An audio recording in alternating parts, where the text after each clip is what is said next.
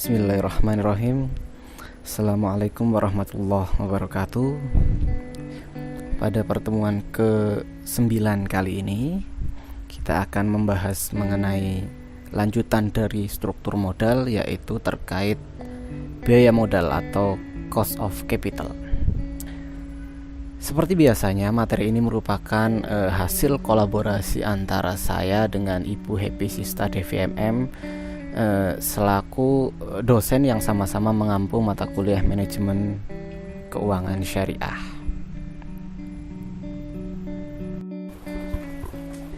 Baik, pada pertemuan kali ini ada beberapa agenda yang akan kita kupas bersama-sama, khususnya mengenai cost of capital. Akan tetapi sebelumnya saya tekankan bahwasanya pertemuan pada chapter kali ini kita akan sedikit lebih banyak mengulas mengenai biaya modal pada perusahaan umum atau pada perusahaan-perusahaan konvensional. Karena biaya modal itu sendiri erat kaitannya dengan hutang, dan hutang biasanya erat kaitannya dengan adanya penggunaan bunga. Baik, agenda yang pertama kita akan membahas mengenai pengertian biaya modal. Biaya modal sendiri merupakan biaya real yang harus dikeluarkan oleh perusahaan untuk memperoleh dana, baik yang berasal dari hutang, saham preferent, saham biasa, maupun laba ditahan untuk mendanai suatu investasi ataupun operasional perusahaan. Jadi, dengan kata lain, biaya modal ini merupakan biaya yang ditanggung atau dibebankan kepada perusahaan sehubungan dengan penggunaan modal tertentu. Kita sudah belajar terkait struktur modal di pertemuan sebelumnya, di mana modal-modal sendiri itu bisa berasal dari internal maupun dari eksternal, berasal dari modal sendiri maupun dari pihak luar. Dan apabila kita meminjam atau menggunakan modal yang berasal dari hutang atau dari pihak eksternal, biasanya hutang-hutang modal yang berasal dari hutang-hutang, misalkan hutang perbankan dan sebagainya, itu akan dikenakan bunga. Nah, bunga ini merupakan salah satu komponen yang akan kita hitung sebagai komponen biaya modal. Oke, biasanya besarnya biaya modal karena hutang dianggap sebagai sebagian orang sebesar tingkat bunga yang ditetapkan. Akan tetapi pada kenyataannya biasanya jumlah uang yang kita terima, yang diterima, lebih kecil dibandingkan nominalnya. Hal ini dikarenakan ada beberapa biaya-biaya tambahan seperti biaya administrasi dan lain sebagainya. Contoh kasusnya seperti ini. Misalkan ada seseorang namanya Tuan Takur. Tuan Takur ini akan meminjam uang sebesar 1 juta rupiah dengan bunga 2% per bulan selama 6 bulan. Jadi jangka waktunya selama 6 bulan. Biaya administrasi dan biaya lainnya adalah Rp50.000. Jadi biaya memperoleh modal pinjamannya adalah bunga ditambah dengan biaya administrasi. Jadi 2% karena tadi 2% per bulan. Karena tenor atau jangka waktunya 6 bulan, berarti 2% dikalikan 6 bulan dikalikan 1 juta rupiah. Ditambahkan biaya administrasinya sebesar Rp50.000. Hasilnya Rp170.000. Jadi biaya modal per bulan Rp170.000 dibagi dengan 1 juta rupiah dibagikan dengan 6 bulan, karena jangka waktunya tadi 6 bulan. Hasilnya sama dengan 0,0283, atau jika kita ubah ke dalam bentuk persentase menjadi 2,83%. Nah, ini menunjukkan bahwa 2,83% lebih besar dari bunga yang menurut kontrak tadi hanya sebesar 2%, karena tadi ada tambahan biaya administrasi dan biaya lainnya. Oke, agenda selanjutnya kita akan membahas mengenai jenis-jenis biaya modal, di mana secara garis besar biaya modal ini terbagi menjadi dua aspek. Yang pertama adalah biaya modal individual dan yang kedua adalah biaya modal keseluruhan. Biaya modal individual ini terdiri dari 4 aspek atau 4 unsur. Yang pertama ada biaya modal hutang jangka pendek, kemudian yang kedua ada biaya modal hutang jangka panjang, yang ketiga ada biaya modal saham preferen, dan yang terakhir ada biaya modal saham biasa dan laba ditahan atau earning return. Kemudian nanti untuk mengukur biaya modal keseluruhan kita menggunakan WACC atau Weighted Average Cost of Capital atau modal tertimbang. Baik, yang pertama kita akan membahas mengenai biaya modal hutang jangka pendek. Seperti kita ketahui bersama bahwa hutang jangka pendek atau hutang lancar merupakan hutang yang jangka waktu pengembaliannya kurang dari 1 tahun. Biasanya hutang-hutang jangka pendek ini terdiri dari hutang perniagaan atau trade account payable, ada hutang wesel, dan juga kredit-kredit jangka pendek dari perbankan. Oke, untuk menghitung biaya modal dari penggunaan hutang jangka pendek dapat dihitung dengan rumus sebagai berikut. KT sama dengan KB dikalikan 1 min T, dengan KT adalah biaya hutang jangka pendek setelah pajak, KB biaya hutang jangka pendek sebelum pajak yaitu sebesar tingkat bunga hutang, dan T merupakan tingkat pajak itu sendiri. Contohnya, suatu perusahaan membeli bahan baku secara kredit. Perusahaan itu membeli bahan baku secara kredit.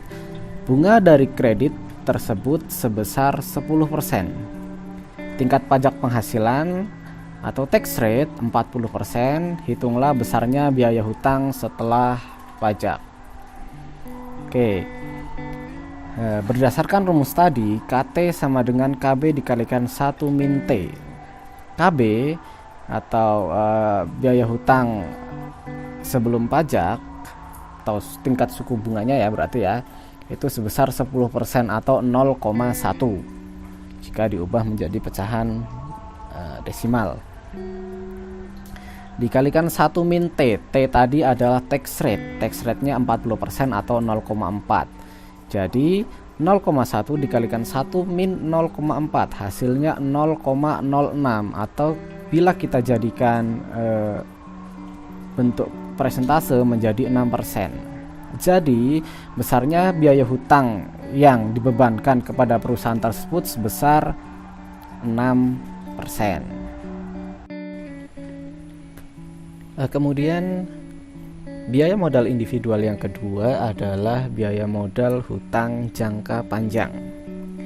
Pada dasarnya biaya penggunaan hutang jangka panjang atau cost of debt yang biasanya berasal dari obligasi atau cost of bond dapat dihitung dengan menggunakan cara seperti perhitungan tingkat pendapatan investasi dalam obligasi, yaitu dengan rumus atau dengan menggunakan metode singkat dan dengan menggunakan metode present value. Akan kita bahas satu persatu. Contohnya seperti ini ya, PT Rindu Menanti mengeluarkan obligasi dengan nominal per lembarnya adalah Rp25.000 yang mempunyai umur 10 tahun, umur ekonomisnya 10 tahun. Hasil penjualan obligasi neto yang diterima oleh perusahaan sebesar Rp24.250. Bunga atau kupon obligasi per tahun sebesar 4% dan tingkat pajak sebesar 30%.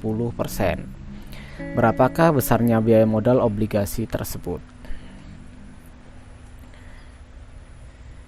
Oke, tadi sudah dijelaskan bahwa ada dua metode untuk menghitung biaya modal hutang jangka panjang. Yang pertama adalah metode singkat atau rumus singkat. Metode singkat yaitu menggunakan rumus KD sama dengan 1 plus N min NB per N kecil dibagi NB plus N besar dibagi per 2, di mana I merupakan bunga hutang jangka panjang atau obligasi 1 tahun dalam rupiah, kemudian N merupakan harga nominal obligasi, NB merupakan nilai bersih penjualan obligasi, dan N kecil merupakan umur obligasi. Contohnya seperti yang sudah saya paparkan di depan tadi ya. Nah, jadi perhitungan biaya modal hutang jangka panjang menggunakan rumus singkat. Yang pertama, kita menghitung bunga 1 tahunnya. Tadi kan dikatakan bahwa nominal per lembar sahamnya adalah nominal per lembar obligasinya adalah Rp25.000. Kemudian bunga atau kupon obligasi per tahunnya sebesar 4%. Jadi bunga 1 tahun adalah Rp1.000. Maka biaya modal hutangnya sama dengan 1.000 ditambah 25.000 dikurangi 24.250 per 10 itu dari 10 tahun umur ekonomisnya, dibagi 24.250 plus 25.000 per 2 sesuai dengan rumus. Hasilnya sama dengan 1.000 plus 75 dibagi 24.625. Jadi hasilnya sama dengan 0,0437, atau jika kita ubah ke dalam pecahan ke dalam bentuk persentase menjadi 4,37%. Kemudian langkah selanjutnya menyesuaikan biaya modal sebelum pajak atau KD menjadi biaya modal setelah pajak atau KI. KI sama dengan KD dikalikan 1 min T, berarti 0,0437 dikalikan 1 min teksnya tadi adalah 30% atau 0,3. Hasilnya sama dengan 0,0306, atau jika kita ubah menjadi bentuk persentase menjadi 3,06%. Jadi biaya modal PT Rindu Menanti setelah pajak atau KI sama dengan 3,06%. Oke, tadi kita menghitung menggunakan rumus singkat atau metode singkat. Kemudian mari kita bandingkan dengan metode yang kedua, yaitu metode present value. Nah, nanti dalam menggunakan metode present value kita masih menggunakan tabel yang sudah kita bahas bersama-sama di pertemuan sebelumnya, yaitu menggunakan tabel PVIF dan PVIFA. Rumusnya untuk metode present value, KD sama dengan sigma dari T sama dengan 1 sampai N, I per 1 plus KD pangkat T plus N per 1 plus KD pangkat N, di mana T sama dengan 1, 2, 3 dan seterusnya sampai N. Oke, untuk memahami terkait penggunaan perhitungan biaya modal hutang jangka panjang menggunakan metode present value, kita masih menggunakan contoh yang sama, yaitu tadi menggunakan contoh PT Rindu Menanti. Langkah yang pertama untuk memperoleh besarnya biaya modal pada metode present value ini, kita menggunakan cara coba-coba, yaitu kita menetapkan, kalau tadi kan batas bunganya adalah 4%. Kemudian kita coba-coba cari presentase satunya di atas 4%. Misalkan kita di sini mencoba 7% dan 4%. Kemudian kita hitung yang pertama pada tingkat bunga 4%. Tadi kan biaya bunga tahun selama 10 tahun sama dengan 1000 tadi didapatkan dari 25.000 dikalikan 4%. Jadi beban bunganya dalam 1 tahun adalah Rp1.000. Kembali ke tadi, pada tingkat bunga 4%, biaya bunga tahunan selama 10 tahun sama dengan 1000 dikalikan 8,11. 8,11 ini didapat dari tabel PVIFA, di mana dengan tingkat bunga 4% dan jumlah jangka waktu 10 tahun didapatkan nilai 8,11. Jadi 1000 dikalikan 8,11 sama dengan Rp8.110. Kemudian aspek yang kedua yang perlu kita hitung adalah pembayaran pinjaman pokok obligasi pada akhir tahun ke-10.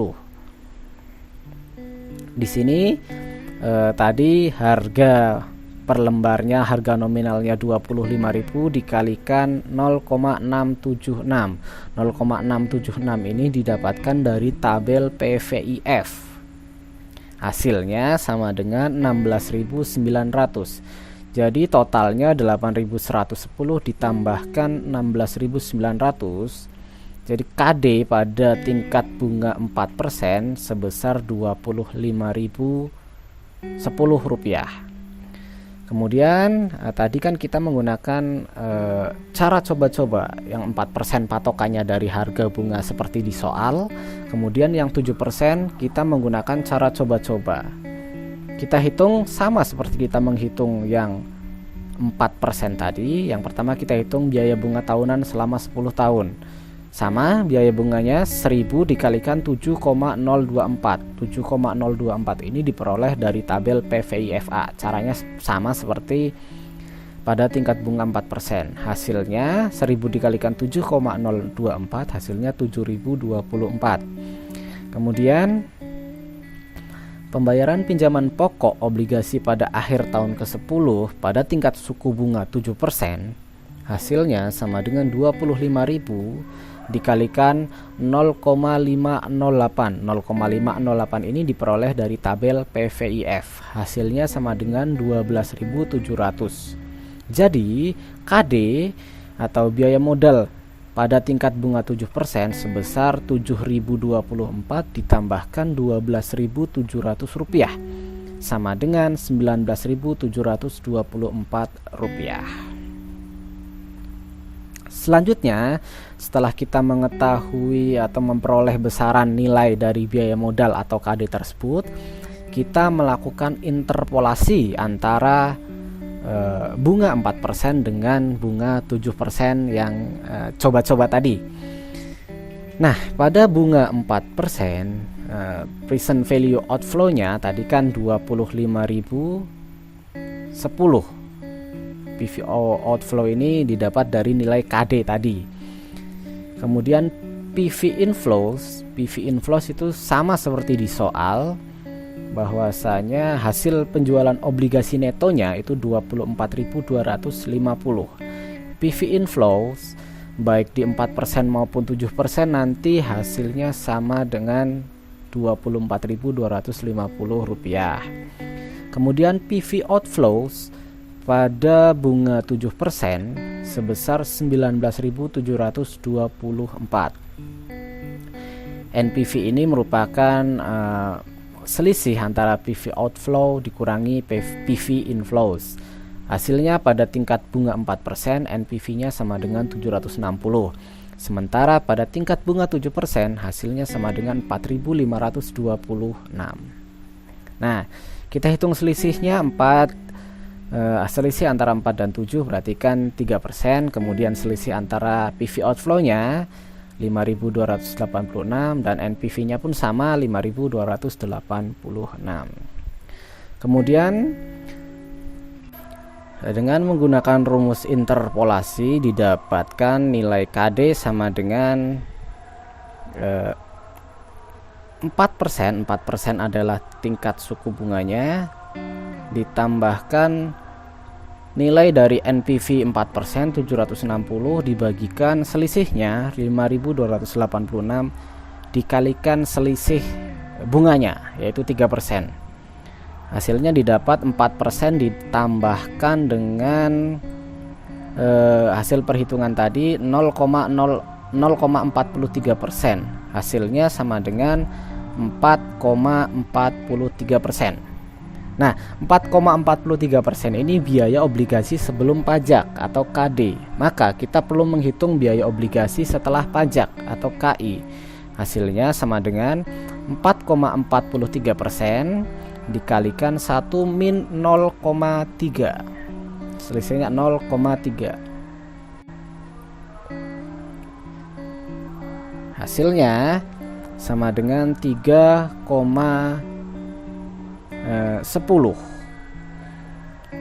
Nah, di sini memang terlihat ada perbedaan perhitungan antara menggunakan metode singkat dengan metode present value. Di mana tadi menggunakan metode singkat hasilnya sebesar 3,06, sedangkan menggunakan metode present value ini menghasilkan 3,10. Ada selisih 0,04%. Selisih ini merupakan atau imbas dari pembulatan angka, di mana tadi kan kita menghitung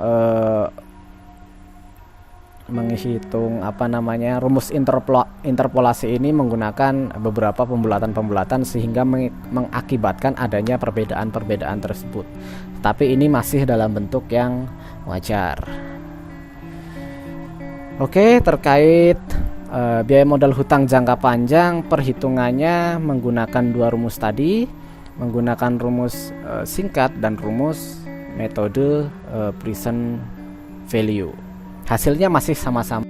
Baik, sebelum melanjutkan biaya modal individual lainnya, di sini ada diskusi kelompok, yaitu mengenai soal biaya modal obligasi. Soal pertama, nanti kurang lebih ada 2-3 soal yang akan didiskusikan oleh teman-teman semuanya. Nanti untuk ketentuannya akan saya jelaskan di akhir video ini.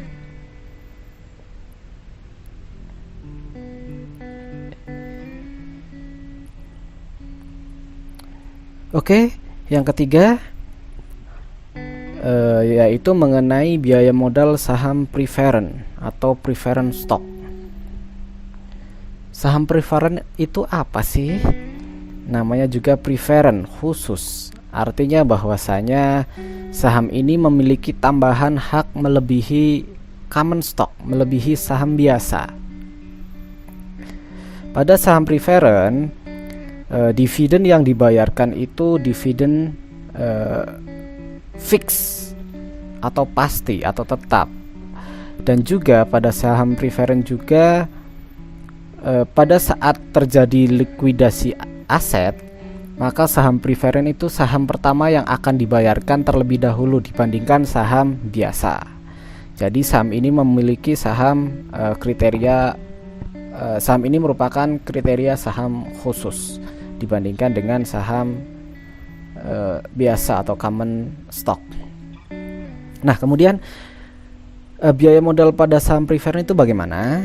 Biaya modal saham preferred adalah biaya real yang harus dibayarkan jika perusahaan menggunakan dana dengan menjual saham preferred atau preferred stock.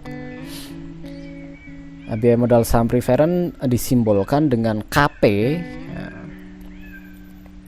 di mana KP ini sendiri diperhitungkan sebesar tingkat keuntungan yang diisyaratkan oleh investor atau pemegang saham preferred. Artinya bahwa tingkat keuntungan yang diharapkan oleh investor merupakan biaya yang harus dikeluarkan atau ditanggung oleh perusahaan. Nah, biaya modal saham preferred mempunyai sifat campuran antara hutang dan saham biasa. Mempunyai sifat hutang karena saham preferred mengandung kewajiban tetap untuk memberikan pembayaran dividen secara periodik. Seperti yang saya jelaskan tadi, bahwasanya pada saham preferred pembayaran dividennya itu bersifat fix, berbeda dengan saham biasa yang tidak menentu. Kemudian selain mempunyai sifat hutang, Saham preferen juga memiliki sifat seperti saham biasa karena saham preferen merupakan bukti kepemilikan perusahaan yang mengeluarkan saham preferen tersebut.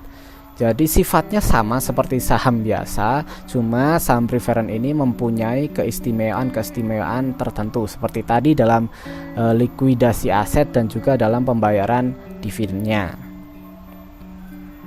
Nah, biaya modal penggunaan saham preferen dihitung dengan membagi dividen per lembar saham preferen dengan harga saham preferen saat ini. DP dibagi PO. Oke, KP, rumusnya KP sama dengan DP per PO, di mana KP sama dengan biaya saham preferen, DP dividen saham preferen, dan PO merupakan harga saham preferen saat penjualan. Nah, kemudian apabila ada biaya penerbitan saham atau fluctuation cost, maka biaya modal saham preferen dihitung atas dasar penerimaan kas bersih yang diterima atau P-net. KP sama dengan DP dibagi P-net. Contohnya, misalkan PT TikTok menjual saham preferen dengan nominal Rp15.000. Harga jual saham preferen sebesar Rp18.900. Dividen tiap tahun sebesar Rp1.500, di mana dalam menerbitkan saham preferen ini PT TikTok mengeluarkan biaya penerbitan saham atau fluctuation cost per lembarnya sebesar Rp150. Jadi biaya saham preferennya dihitung dengan 1.500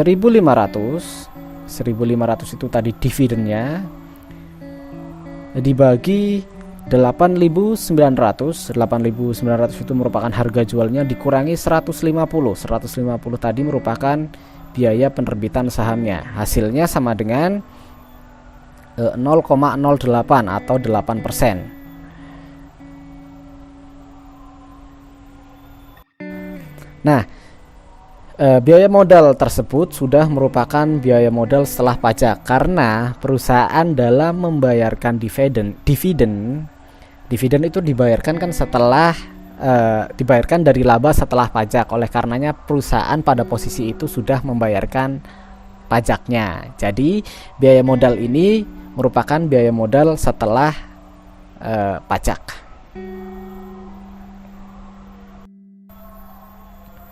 Selanjutnya, biaya modal individual yang terakhir atau yang keempat adalah biaya modal saham biasa atau common stock dan laba ditahan atau earning retain.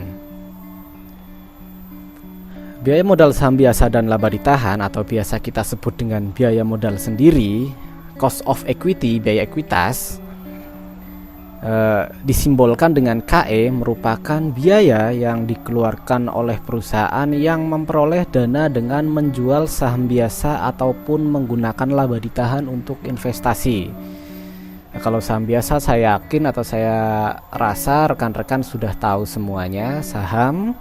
Kemudian terkait dengan laba ditahan di sini merupakan laba yang tidak dibagikan kepada pemegang saham. Artinya laba yang diperoleh oleh perusahaan kemudian digunakan lagi untuk operasional perusahaan, untuk ekspansi, untuk investasi lain, untuk melebarkan sayap-sayap perusahaan itu sendiri. Nah, untuk menghitung biaya ekuitas atau biaya modal saham biasa dan laba ditahan digunakan ada dua model pendekatan. Yang pertama adalah pendekatan model diskonto dividen atau dividend discount model. Kemudian yang kedua adalah pendekatan CAPM, Capital Asset Pricing Model. Kita bahas satu persatu. Yang pertama adalah pendekatan dividend discounted model. Pada pendekatan dividend discounted model ini menjelaskan bahwa biaya ekuitas atau KE merupakan tingkat diskonto yang menyeimbangkan nilai sekarang dari keseluruhan dividen per lembar saham yang diharapkan di masa yang akan datang. Sehingga biaya modal merupakan faktor diskonto dari dividen yang ada.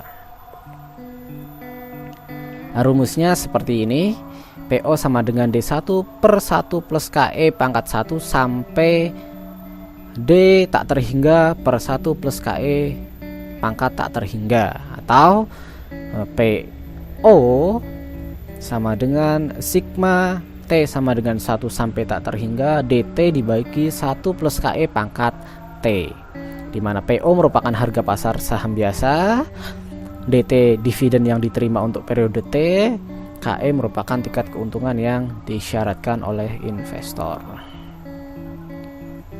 Nah, kemudian jika dividen yang diharapkan mengalami pertumbuhan atau growth sebesar G per tahun, maka biaya ekuitas berubah atau ditambahkan ya menjadi PO sama dengan sigma T sama dengan 1 sampai tak terhingga D0 dikalikan 1 plus G pangkat T dibagi 1 plus KE pangkat T. Kemudian apabila diasumsikan bahwa biaya ekuitas lebih besar daripada tingkat pertumbuhan dividennya, maka rumusnya menjadi P0 sama dengan D1. D1 merupakan dividen pada tahun pertama dibagikan KE per growth, di mana D1 sama dengan D0 dikalikan 1 plus G, 1 plus pertumbuhannya, sehingga rumus biaya ekuitasnya menjadi KE sama dengan D1 per P0 ditambahkan growth dengan G sama dengan growth atau pertumbuhan, dan D0 merupakan dividen yang diterima pada waktu T sama dengan 0. Nah, untuk memahami rumus-rumus di atas tadi yang lumayan cukup banyak ya, di sini saya contohkan jika dividen saham PT Ingin Bahagia diharapkan tumbuh sebesar 10% per tahun, sedangkan dividen yang diharapkan pada tahun pertama sebesar Rp160 per lembar saham, dan harga pasar saham sekarang adalah Rp2.160, berapakah biaya ekuitasnya? Kita menggunakan rumus yang terakhir ya. Biaya ekuitasnya sama dengan D1 dibagikan P0 ditambahkan P0 atau PO plus growth-nya. Berarti 160 dibagi 2160 ditambahkan growth-nya tadi 10%. Hasilnya 0,074 ditambahkan 10%. 0,074 itu 7,4% ditambahkan 10%, hasilnya sama dengan 17,4%. Jadi biaya ekuitas PT Ingin Bahagia tersebut sebesar 17,4%.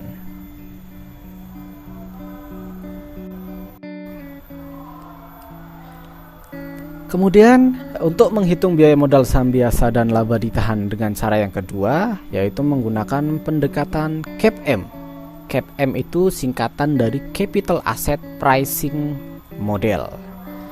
Model ini merupakan model penetapan biaya modal dengan menganalisis tingkat return saham atau tingkat return saham maksud saya, atau RI yang diharapkan dengan return pasarnya atau return marketnya RM.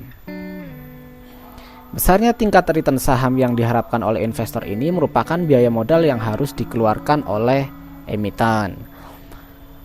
Nah, model CAPM ini dipengaruhi oleh 3 faktor, yaitu yang pertama besarnya beta bunga bebas risiko atau risk free rate RF.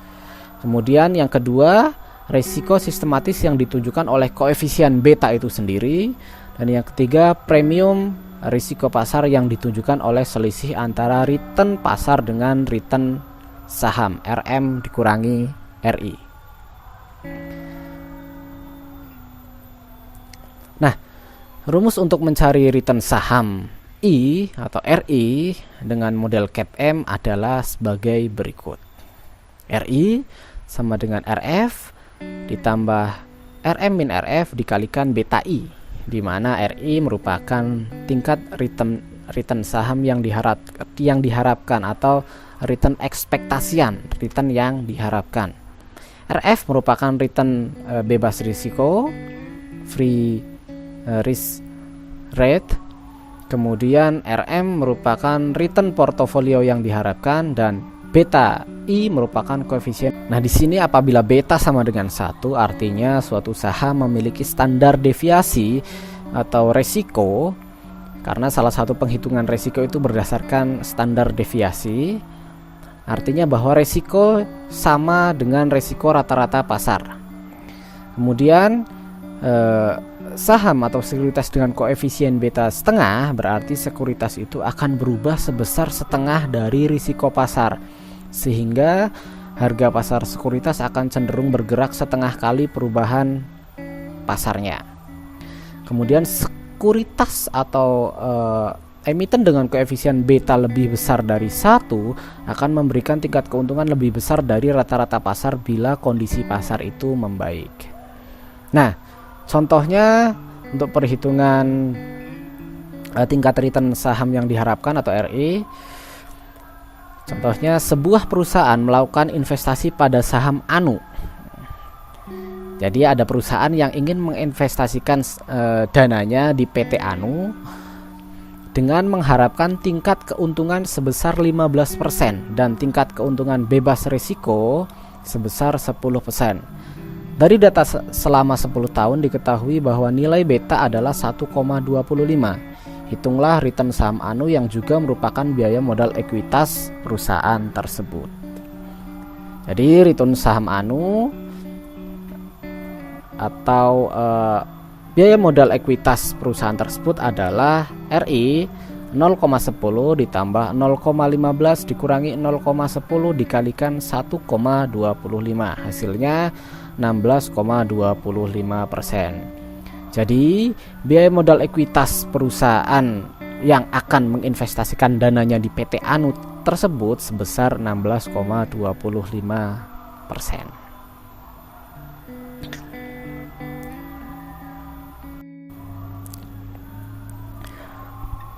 Oke, tadi selain ada biaya modal individu, ada juga biaya modal keseluruhan. Nah, biaya modal keseluruhan merupakan biaya modal yang memperhitungkan seluruh biaya atas modal yang digunakan oleh perusahaan. Jadi, konsep biaya modal perusahaan secara keseluruhan atau overall cost of capital bermanfaat dalam penilaian usulan investasi jangka panjang. Misalnya, dalam menentukan proyek investasi yang harus diambil dapat ditentukan dengan membandingkan besarnya biaya modal yang harus dikeluarkan dengan tingkat keuntungan yang diperoleh di masa yang akan datang. Nah, untuk menentukan biaya modal dari perusahaan secara keseluruhan perlu dihitung biaya modal rata-rata tertimbangnya atau WACC-nya, Weighted Average Cost of Capital. Nah, sebagai unsur penimbangnya adalah proporsi dana bagi setiap jenis atau sumber modal yang digunakan dalam investasi proyek tersebut. Contohnya di sini PT Orang Ketiga memiliki biaya modal dari struktur modalnya sebagai berikut. Jadi biaya modal keseluruhan ini memperhitungkan seluruh biaya atas modal yang dipergunakan oleh perusahaan. Nanti tadi kan perusahaan ada yang menggunakan modal dari hutang, ada dari modal saham preference, saham biasa dan sebagainya. Di sini saham biaya modal keseluruhan kita hitung dari proporsi modal-modal individual tadi, totalnya keseluruhannya dengan menggunakan modal rata-rata tertimbang atau WACC. Nah, di sini contohnya PT Orang Ketiga memiliki biaya modal dari struktur modalnya sebagai berikut. Dari hutang modalnya sebesar 35 juta. Kemudian dari saham preference jumlah modalnya sebesar 15 juta dan dari saham biasa sebesar 50 juta. Totalnya berarti 100 juta rupiah. Dari sini kita bisa melihat proporsi modalnya. 35% itu didapat dari 35 juta dibagi 100 juta. 100 juta itu dari totalnya keseluruhan tiga unsur tersebut, dari hutang, saham preference dan saham biasa. 15% juga sama, dari 15 juta dibagi 100 juta, dan 50% juga didapat dari 50 juta dibagi 100 juta. Nah, di sini misalkan biaya modalnya itu untuk hutang itu 7%, kemudian untuk saham preferen itu 9%, dan untuk saham biasa adalah 15%. Jika tingkat pajak sebesar 40%, berapa biaya modal rata-rata tertimbangnya? Langkah pertama adalah melakukan penyesuaian atas biaya modal hutang dengan tingkat pajaknya, yaitu biaya modal hutang setelah pajak berarti kan 7% dikalikan 1 min 0,40. 0,40 itu didapat dari 40% pajaknya. Hasilnya sama dengan 0,042, atau jika dijadikan ke dalam persentase menjadi 4,2%. Jadi di sini kita sesuaikan biaya modal hutang dengan tingkat pajaknya terlebih dahulu. Kemudian biaya modal yang lainnya tidak perlu kita sesuaikan, karena saham preferen dan saham biasa itu merupakan modal yang berasal dari internal perusahaan. Nah, ada dua cara yang bisa kita gunakan untuk menghitung WACC. Yang pertama, cara pertama, biaya modal rata-rata tertimbang dapat dicari dengan mengalihkan biaya modal individu dengan proporsi masing-masing modalnya. Nah, tadi sudah kita cari biaya modalnya yang hutang awalnya 7%. Setelah kita sesuaikan dengan tingkat pajaknya, karena hutang kan pasti kita harus membayar pajak, ya kan. Hutang ada pajak, ada bunganya. Sebesar setelah dari 7% kita sesuaikan dengan tingkat pajaknya menjadi 4,2%. Kemudian saham preferen dan saham biasa masih sama, 9% dan 15%. Proporsinya sesuai dengan yang di soal tadi. Kemudian biaya tertimbangnya adalah pengalian antara biaya modal dengan proporsi modalnya. Jadi biaya tertimbang pada jenis modal hutang adalah 4,2% dikalikan 35%, hasilnya 1,47%. Kemudian pada saham preferen biaya tertimbangnya 9% dikalikan 15%, hasilnya 1,35%. Dan biaya tertimbang pada saham biasa 15% dikalikan 50%, hasilnya 7,50%. Sehingga jumlah biaya tertimbangnya sama dengan 10,32%. Nah, kemudian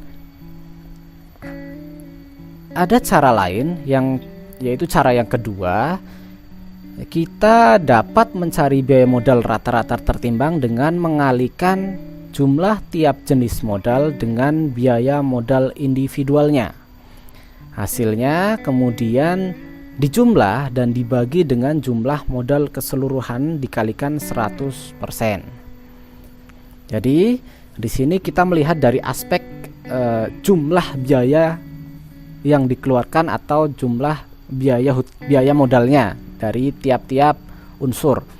Dari hutang tadi seperti di soal jumlahnya adalah 35 juta, saham preferen 15 juta, saham biasa adalah 50 juta. Jadi totalnya yang bertanda merah 100 juta rupiah. Proporsi modalnya sama. Untuk proporsi modal hutang sudah disesuaikan dengan tingkat pajaknya 4,2%, saham preferen 9%, dan saham biasa 15%. Nah, jadi biaya modalnya merupakan perkalian antara biaya dengan proporsi modalnya. 35 juta dikalikan 42 juta, hasilnya 1.470.000. Kemudian saham preferen 15 juta dikalikan 9%, hasilnya 1.350.000. Dan saham biasa 50 juta dikalikan 15%, hasilnya 7.500.000 rupiah. Jadi total biaya modal dari ketiga unsur pembiayaan atau modal tersebut sebesar 10.320.000 rupiah. Jadi Biaya modal rata-rata atau WACC dibagikan dari Rp10.320.000 dibagikan total biayanya Rp100.000 dikalikan 100%, hasilnya sama 10,32%. Jadi di sini antara cara 1 dan cara 2 hasilnya sama, yaitu 10,32%. Nah, itu tadi terkait chapter ke-7 mengenai biaya modal atau cost of capital. Sebelum saya akhiri pertemuan pada hari ini, seperti yang sudah saya jelaskan tadi, bahwasanya pada pertemuan kali ini nanti rekan-rekan semua akan melakukan diskusi kelompok. Ketentuannya yang pertama, setiap kelompok nanti terdiri dari 4 sampai 5 mahasiswa. Untuk anggota kelompok silahkan bisa ditentukan sendiri atau nanti bisa ditentukan oleh komting atau koordinator kelas. Kemudian ketentuan yang kedua, setiap kelompok memberikan hasil diskusinya dan pengerjaannya paling lambat 5 hari setelah pelaksanaan perkuliahan. Jadi misalkan kalau untuk kelas yang hari Senin, maka paling lambat pengumpulan hasil diskusinya adalah hari Sabtu.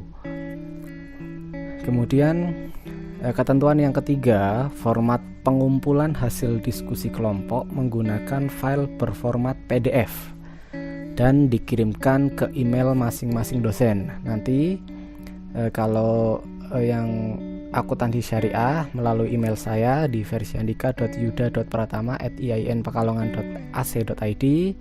Kemudian nanti untuk jurusan ekonomi syariah dikumpulkan melalui email Ibu Happy Sista Devi pada alamat happy.sista.devi@iainpekalongan.ac.id. Oke. Sebagai tambahan informasi, total soal yang harus didiskusikan oleh rekan-rekan sekalian, oleh kelompok sekalian adalah ada 3 soal, yaitu yang pertama pada pertengahan video tadi, kemudian yang kedua 2 soal berikutnya pada akhir video berikut. Oke, ini untuk soal yang kedua mengenai WACC. Dengan menggunakan cara 1 atau cara 2, jadi nanti pilih salah satu, boleh menggunakan cara 1 atau juga boleh menggunakan cara 2 untuk menghitung WACC dari PT Selamat Dunia Akhirat. Kemudian soal yang ketiga, karena pada prinsip keuangan syariah itu tidak mengenal istilah bunga, lantas bagaimana sih penerapan biaya modal pada lembaga keuangan syariah? Silahkan rekan-rekan atau setiap kelompok mendiskusikan pandangannya masing-masing. Kemudian jangan lupa sertakan sumber referensi yang menguatkan argumen dari masing-masing kelompok. Oke. Untuk pertemuan kali ini saya cukupkan sampai di sini. Kurang lebihnya mohon maaf. Billahi taufiq wal hidayah. Wassalamualaikum warahmatullahi wabarakatuh.